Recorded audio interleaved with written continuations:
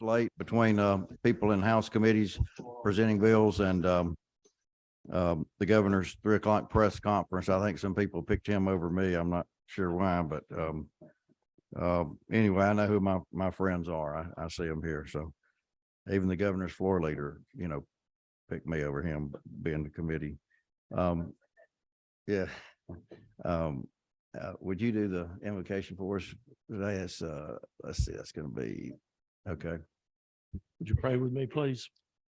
Dear Heavenly Father, thank you for all the many blessings you bestowed upon us. Thank you for this beautiful day and beautiful state in which we live.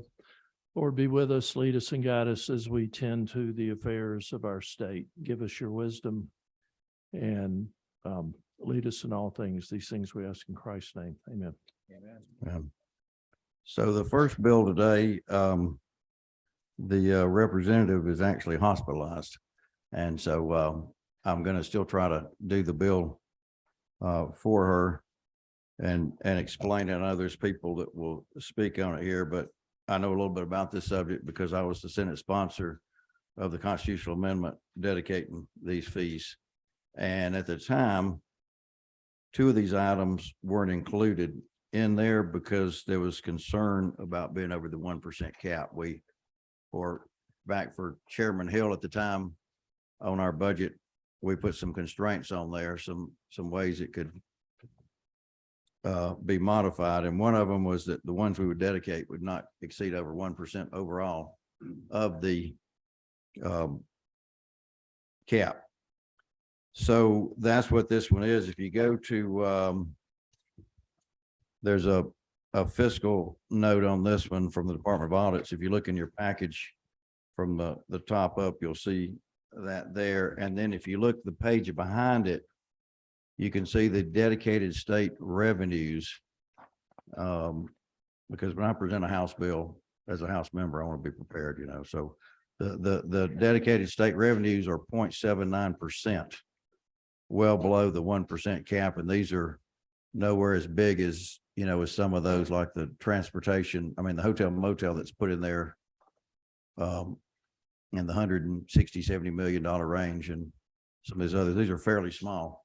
So all this does is put them in as was originally intention, but wasn't done because of concerns that it would be over the 1% cap. It just adds them to this category.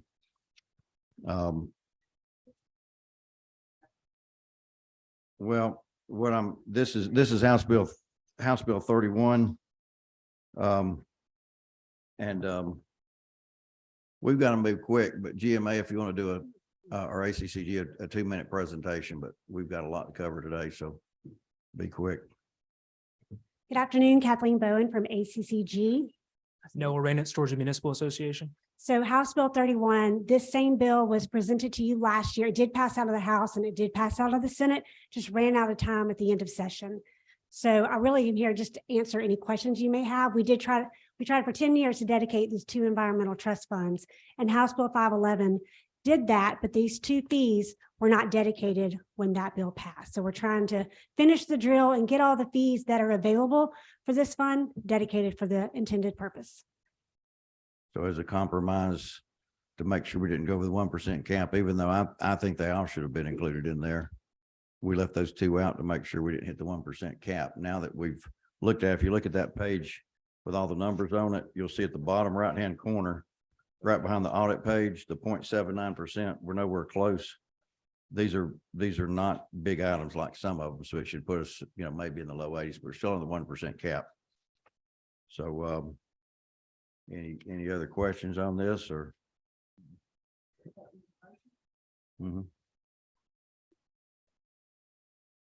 Bring your mic up to you. And Thank say you, that Mr. again. Chair. I would make a motion to pass HB 31. All right. Is there a second? And make sure we're reading off the right LC number. That's LC 43249. I'm sorry, 2494. We've got a motion, a second. Any further discussion? All in favor, say aye. Aye. Any opposed? All right, motion carries for the House member, and hope that she recovers soon. All right, we'll move on to, oh, and I should add today, before I go any further, we've got some work to do on 170. There's some questions there. So if you're here for 170, we're gonna have to move that to Wednesday.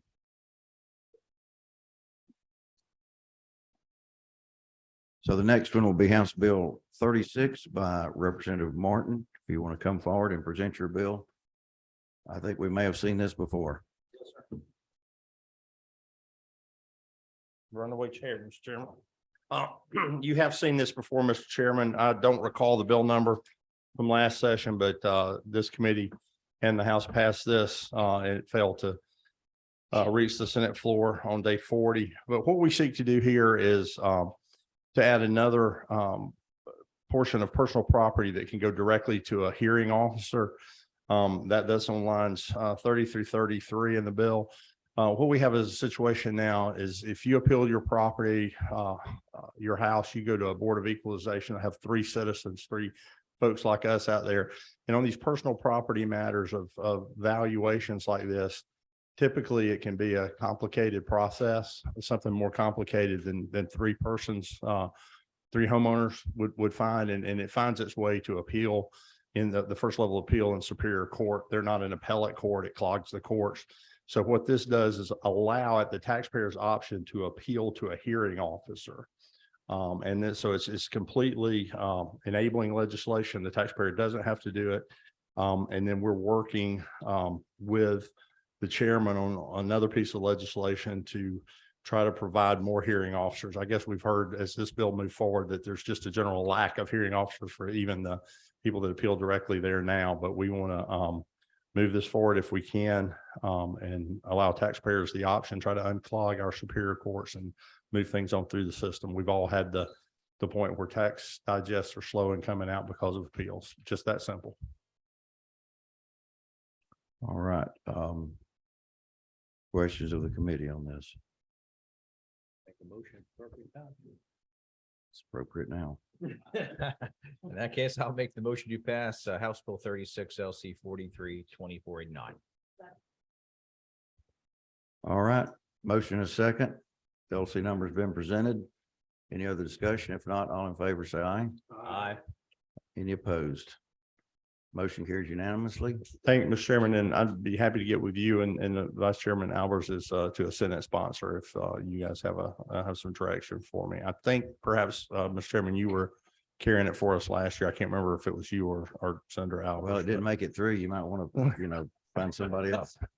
Well, I'll ride with you again, Mr. Chairman, just Okay. whatever you and your committee decide. I'll work with the Senate chair to get it on the floor and help you get it out of there. Thank you very much. All right, thank you.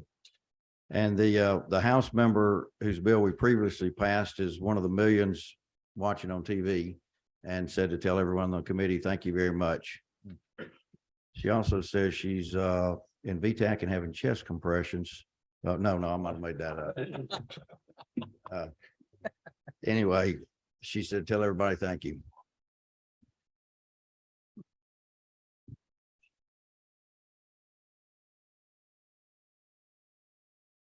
All right, moving on to Representative Crowe.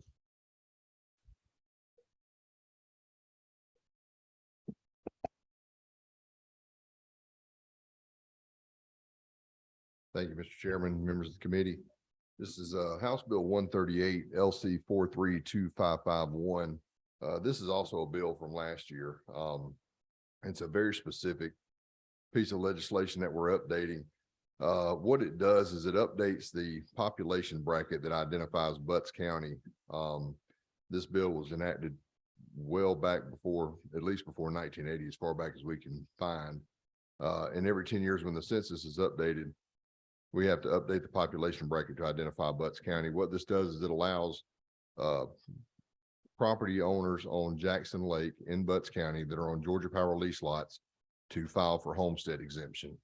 And again, it passed out of this committee last year, just didn't make it through Senate rules at the very end. So, but this is a practice that has been in place for at least 4 decades that the tax commissioner wants to continue on. All right, Senator Rock has a question. Thank you. And you may or may not know the answer. The chair may know the answer or the vice chair, but anybody jump in. Is this being done on all the Georgia Power Lakes? Is this typical language or is this Butts County in particular? Butts County is the only one that I'm familiar with that does it. I But haven't. I have a couple other Georgia Power Lakes in my district now, that I didn't have before. But, this is the only one that I'm aware of. It's a practice that's only in Butts County that I'm So- aware of. So it's disparate treatment if that's the case, and the people that own, the people that are occupying homes on Georgia Power Lakes are not allowed to have. That would be, Well, then that would be up to their local taxing authority. This is something that the tax commissioner in Butts County has asked us to continue again. This simply updates this is Sure. existing legislation. It's just updating the definition or Right. the identifying bracket. So, Exactly. Thank you. all right. Senator Rhett, yes. I'll make a motion if appropriate time. all right, I think everybody else seems comfortable with it. We have a motion, go ahead and make your motion, I guess I should say. I move to pass House Bill 138 LC 432551. And we have a motion and a second. Any other discussion? All in favor, say aye. Aye. All opposed?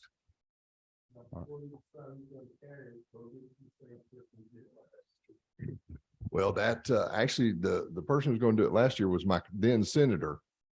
He's in a different seat now. He just presides over y'all's chamber now. He don't really carry any legislation, I don't think. So I'll get Senator Williams, who's covers Butts County to carry this for me in the Senate. Thank y'all. Just as long as he's not carrying you out, because that's what he really wants to do. Yes, that's right. It was to let you down one last time, right? Mhm. Mhm. You cannot claim homestead exemption in two locations, right? You have to be making your home. That's got to be your primary home. Correct. So it wouldn't be a double dip. Yes. Mhm. All right. And who was your Senate sponsor? Did you say? Senator Rick Williams. Williams, that's right. You said Yes, that. I'm sorry. Yep. Okay. Thank you. All right. 170. I thought was going to be a big discussion item, but it's not ready, as we said. So we're gonna go on to Representative Newton, who has House Bill 230, and we're gonna look at LC number 442212 is what I have.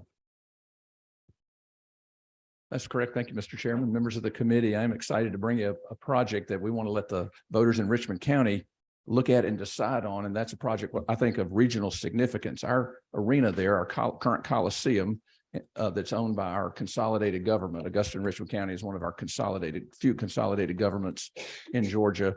Is about a 45-year-old facility that's very outdated, past its useful life. The equipment is requiring hundreds of thousands or even sometimes $1 million a month for upkeep and maintenance, all for a facility that is significantly outdated. One of the key things about us being a consolidated government on the border of the state, on the border of South Carolina, is that this facility that we're proposing, House Bill 230, would allow a referendum by the citizens to have a SPLOST, we call it a C-SPLOST, that would allow a half penny to go toward a funding mechanism for what would be a regional arena. The arenas and entertainment in the Augusta area really draws from almost a 50-mile radius around us. One of the key things about this new arena is that it'll be a regionally significant entertainment venue. One of the problems is so much of the benefit would go across the river in the south to our South Carolina neighbors, which of course aren't covered by our property taxes or any other ways we might pay for it. That's why we're asking in House Bill 230 for the legislature to allow a referendum on a half penny SPLOST that would go toward the replacement of the current arena. It's fairly narrowly tailored that really Augusta Richmond County is the only one that would be included in this as the bill is written, as far as the definitions in there. It would provide a funding mechanism It would be subject to a referendum of the voters to be able to pass, but it would allow us to dedicate a half penny. Other ways that this arena would be paid for, and I do have a handout of some of the design. A couple of things, a portion of the design, we discussed this a little bit last year, late in session, but a portion of this facility is already being built or renovated. A smaller venue of a couple of thousand is already being expanded. The new arena would share some of the back office, so to speak, areas, try to allow for some efficiencies and allow for about a 10,000 seat arena that would have all the latest and the kind of things that entertainment venues are expecting nowadays if they're going to take their family or a group to a function. This new arena would allow that. There is a significant input locally. About 60% of the taxes would come from the local voters who are going to have the chance to vote on this. A good many of them, a good bit of the taxes though that would be raised are from people from out of state or out of the area that actually do their shopping in the greater Augusta area. They would be beneficiaries of this regionally significant entertainment venue, but that would be the way they would help pay for them, along with some ticket fees. Certainly a good bit of our hotel motel tax goes toward this, which has been increasing, and the arena would be just one more tool in making the area, this region, attractive for both business growth, people to live, work, and play. So I'd be glad to answer any questions about it. Sorry, turn my mic back on. I know there's a group wanting to present as well, but I think Senator Albers had a question first. Yes, sir. Thank you, Representative Newton. Quick question for you. What's the current sales tax rate in Augusta? It's 8%. It's at 8% today. Correct. This will put us at 8.5%. And I appreciate what you're trying to do for your hometown, 100%. I get it. My concern is a lot of us here want to lower the income tax rate more than it is today. And one of the triggers for that will likely be in the future a sales tax. My concern is we keep adding to sales taxes, because now you probably have a eSplost, a KeySplost, maybe a Host, et cetera, that all of a sudden we're going to get to the point very soon where we're going to have double digits of sales taxes. And because we've never done this before, we may be opening this up for every other city or county to want to do the same. I understand you tailored this for consolidated government, but once you do it, so will everybody else. So I guess that's part of my concern. And in most cases, other people have done similar things, but they've bonded it out locally. In fact, many of the areas that of the new cities that have been formed in the Metro Atlanta area have utilized bonds to build new city centers, amphitheaters, you name it, city halls, and in one case, $145 million. So I guess my question is why not follow the protocol that all others have followed as opposed to another sales tax? Well, there are governments that have unique transportation needs. I'd say our capital city area. I know Fulton and DeKalb. I think their rates are at 8.9%. Some portion or some are 8.75. There are some unique things about the transit needs that have required something that maybe the rest of the state wouldn't need. In particular, this consolidated government on a border, I guess we do have another on the other side of the state in Columbus. I know they have I believe a 2% SPLOST rate on that they were able to do in the past. This is in particular because of our particular region where so much of the benefit would be in Aiken County and North Augusta and some growing areas outside this. That would, from our point of view, it would allow them to contribute to the capital costs that are needed while the facilities revenue would help take care of the ongoing maintenance and work that needs to be done. But I think that it's a particular thing about being a region on the state border. The city county consolidated government is something that does solve some problems, and certainly other regions have unique needs like DeKalb or Fulton. But I think it's one tool, and it looks like it would be an excellent thing for our community once again to be able to vote on. We're not passing it here; it just allows them to decide where the majority of this tax will come from them, but a significant amount from out of state. And what's the length of this? It depends on the final budget. We're getting new numbers in every day regarding our hotel motel taxes, which are going up dramatically. As a matter of fact, this will be the first Masters Week we've actually collected hotel motel, in addition to sales tax. So the amount's going down. The city has already made a significant investment in what was part of a multi-phase issue. They've already done a good bit of it. It's uncertain whether it be 200 million, 220. I would have to get more information about exactly. It would be like a SPOS for consolidated government. It would be till a certain amount was collected, but only a half a penny. Do you have any idea how long it is? Is that 5 years, 10 years, 20 No, years? it's 30 more years? than, it's probably more than 10, could be 10 to 15 years. Once again, once that's presented to the voters, those numbers will be filled in the bill. They're blank, because we didn't know when this would go into effect. But when they're asked the question, they'll know exactly what they're being asked to fund. Okay, thank you. Okay. Yeah, there may be some concerns over the no dollar amount or no length, thus Senator Cowser. I was looking at the part of this that allows the sales tax on gasoline as well, up to $0.5% up to $3. Is that normal with all burgers like? My understanding, yes, sir. My understanding is that that's a standard way that they're doing it, and doing anything other than that would be I can let someone else address it that may know more, but be a logistical challenge if we didn't mirror the language in every other SPOS. Fuel taxes used for anything. Other than, I guess that's just the state or taxes That my understanding is this is language identical to every other SPOS that we have. All right, Senator Rhett. Thank you, Mr. Chairman. By collecting a half penny, that would prevent you from collecting more money than needed for the project, right? I'm sorry. Half penny, Well, the length is variable, but the amount I would mean, be that keeps you fixed. from collecting more than is needed for the project. Oh, correct. Yes, sir. Yes, it is. It will be specified in the referendum, what the amount to be collected is. Right. So that, and also it's going to be a referendum for the people to decide. Right? Correct. The voters will get to decide. Yes, sir. Thank you. Senator Hickman. Yeah, just curiosity, the existing facility downtown, It is. Yes, sir. This is Yeah, actually replacing it on the same piece of land. but that's what I asked. So, Yes, so, sir. so we won't have another facility, it'd be on the same piece of property.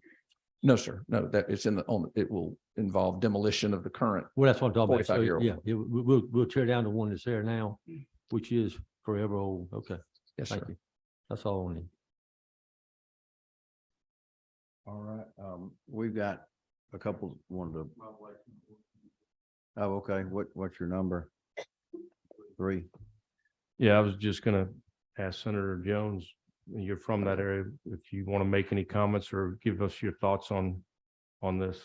Not to put you on the spot, but it is your area. All right, Chair will allow that. Thank you, Mr. Chair. And that's exactly why I kind of bombarded this meeting. But it was to say that I'm 100% in favor of it. This delegation is completely united behind this project.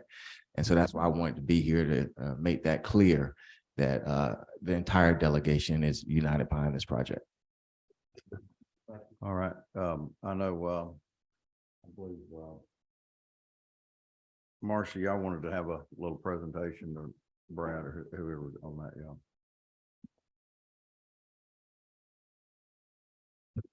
Good afternoon. I'm Brad Usry, Vice Chair, Augusta Richmond County Coliseum Authority. Also have the Chairman of the Augusta Richmond County Coliseum Authority, Cedric Johnson, and our Special Counsel, Jim Plunkett. So we're here for questions. Mark set us up pretty good.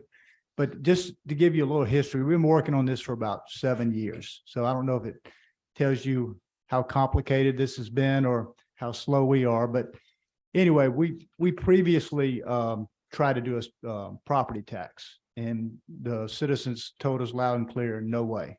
And they said, we want a sales tax. And that's why we're bringing this to you.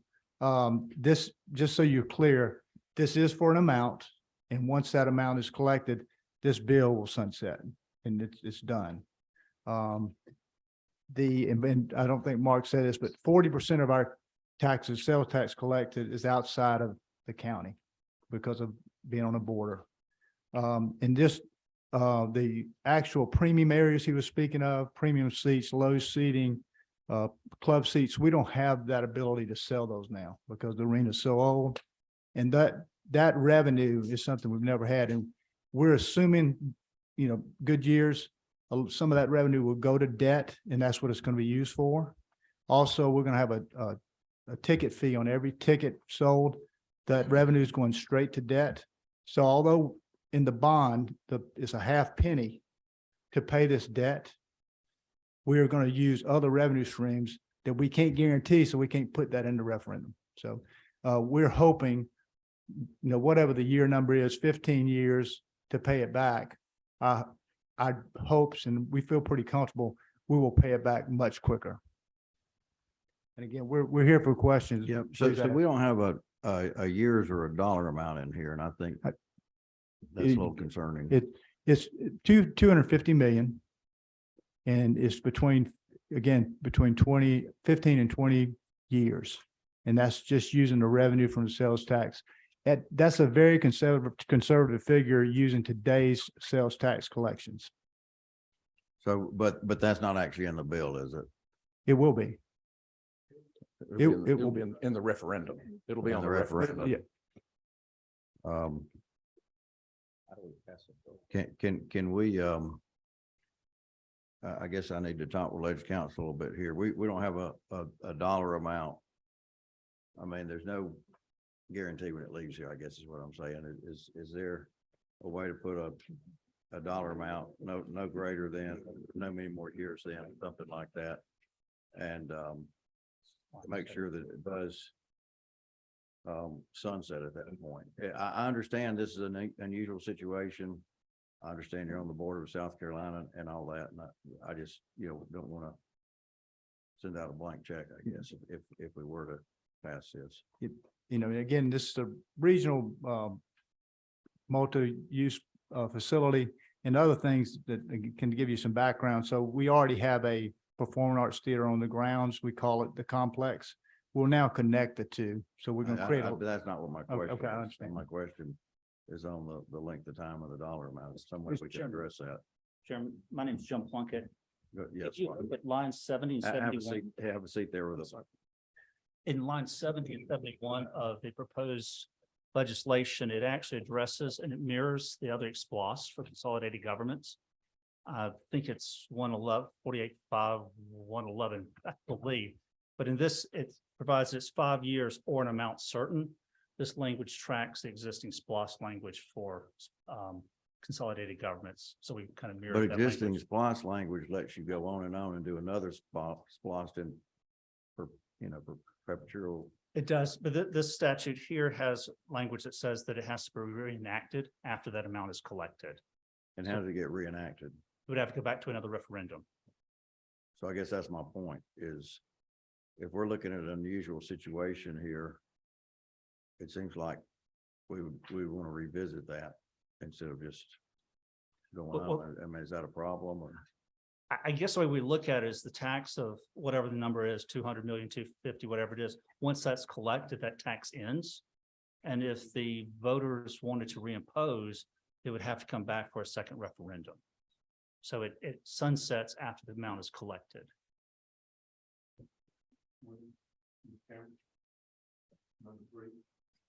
Be better to on line 70 instead of 5 years, not to exceed $250 million. And then it could go for 15 years, it could go 10 years.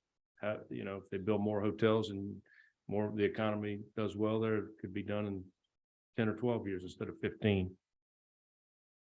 Yeah. And just put a certain amount that it does not exceed. Well, since this is being at 8%, this is an unusual situation. What I'm saying is it's not a typical splosh. Are we planning on using this forever? Or are we saying we've got this one situation and we'll come back? Is the question. I mean, another question or another comment? I don't think we can do 5 years and then No. they start building it and then it goes back to the voters, it doesn't pass and you're halfway completed. So I think we need to look at, and it looks like the whole delegation's behind it. They've been working on it 7 years. I want to figure out a roadmap to help these folks do this in a way that makes sense. But to Senator Albert's disappointed. We've never done this before, so I want to help them get to the finish line. But we just Yeah, want to make and sure. I'm good on the fact that it says, once the revenue's there, which we don't have a number in there right now, Right. it goes away, but can it be reinstated for a completely different project? That's the question I guess I've got. Is there a way to fix that? Senator Alberts, you got a question? Yeah, I think you and Senator Beach talking about that same issue. I'm not aware of any single SPOS ever that has not been renewed. Is anybody else? Renewed. This Does one, anybody know of any SPOS that was started ever in the history of the state of Georgia that didn't get continued time and time again? this one does end, it does have a designated end once it reaches its amount and would require brand new legislation I and understand, another referendum. but they never end. So that's my question. This Does it one- require brand new legislation?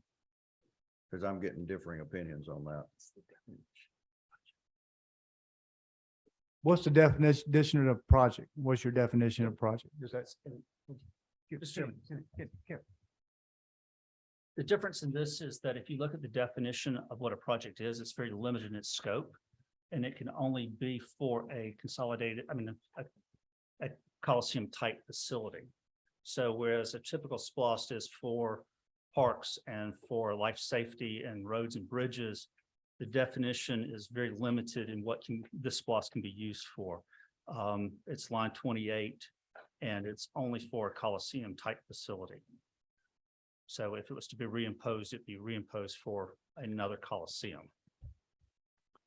For the voters will have a number in there rather than a length of time. It won't have the length of time. It'll just have the amount. One of the reasons it was left out, that'll be in the referendum. So before this is ever voted on by the voters, it will have an amount in there. And that'll give the maximum cost. And then the tax will end when that amount of money is raised, whether that's in now. And there was original look at a 1 penny that would have been obviously much shorter, but the desire was to keep it at a half penny. So it did make it obviously doubled the amount of time. But I think that we're able to, the voters will see an amount, and as soon as that's collected, this tax sunsets. It can't be renewed. There is no renewal other than coming back to the legislature and starting from square one with a general bill. Okay, and that if what you're stating is correct, I've just heard differing opinions on that here today. Senator Estevez, I think that's you that slid up. Thank you, Mr. Chairman. I was just going to echo that when you read the Coliseum capital outlay project definition and then project cost, it specifically references the Coliseum, and that Coliseum is at least 5,000 permanent seats and some other details there. So I do see where it's narrowly tailored specifically to this project. So unless they plan on building multiple Coliseums, which I can't imagine that would be very successful, it seems like this is specific to a project. And I did want to just ask a question, because I looked at this map that y'all handed out here, and it seems like the regional competitive arena map, it seems like this would be the only arena of this size, of this capacity, able to host these kind of special events in a pretty wide area, which would be beneficial for the region and also attract a lot of those dollars through the sales tax that the residents were asking for, instead of it being levied through the property taxes. That's correct, Senator. So are y'all agreeable to some sort of a dollar amount that once we collect it, it goes away, that we could put in here? We were going to have that one of the ideas was to make sure we had an updated number with inflation and everything by the time the voters see it. But if we needed to move forward, we can put a number in and take it back to the House. But it would, once that amount, whatever the amount is, once it's collected, the tax ends. Mhm. So you don't really have a dollar amount right now. Is that what you're saying? Or- Our projections are 250 million. So could we put that in, or? I believe the Coliseum Authority would be agreeable to 250. Okay. That'd be fine. That's the working number. And once again, as soon as that's raised, then the tax goes away. Okay. Not yet, but let me. Is that?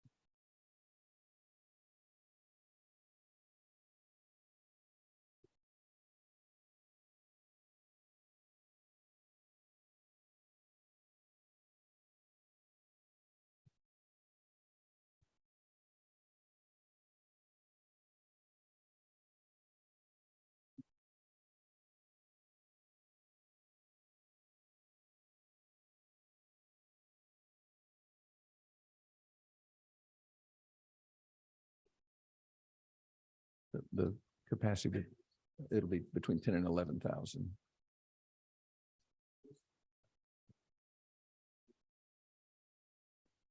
Much needed facility.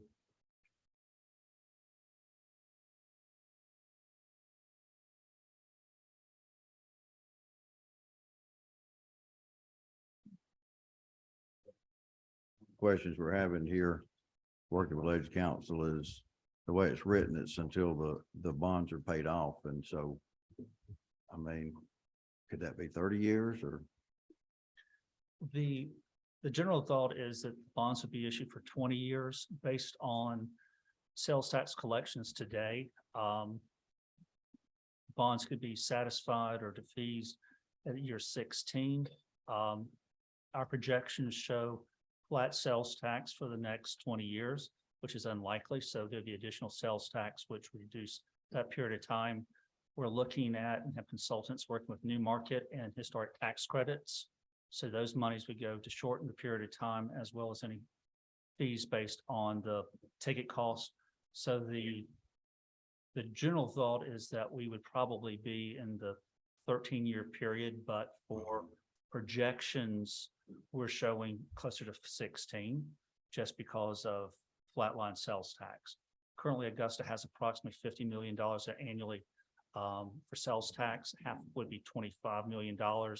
We have underwritten this, or not truly underwritten, but we've done projections based on $21 million in case sales tax, the reverse of COVID and sales went down. So we've been very conservative in projecting those number of years. 20 years is just kind of a industry norm for a length of a bond. So if we had something in there that said not to exceed 16 years, not to exceed 250, and then this legislation sunsets at that point, I mean, that would accomplish the goal, and it could be revisited by somebody else. Mr. Chairman, I think the issue is that if we could say an amount and to be collected, but if for some reason sales tax were to go down for some reason during that 16, we would be setting the city up for a default under a bond. But I think that the amount of money is not a problem. They're thinking the budget's going to be less than 250, so that would be something that would be certainly easy enough to accept in that regard. Under existing SPLOST law, consolidated governments are able to issue debt for SPLOST, and it can exceed more than 5 years. So we really mirror the same language from the existing SPLOST language for consolidated governments. But if a cap of 250 seems to be the will of the Senate, we would certainly understand and could work within that parameter.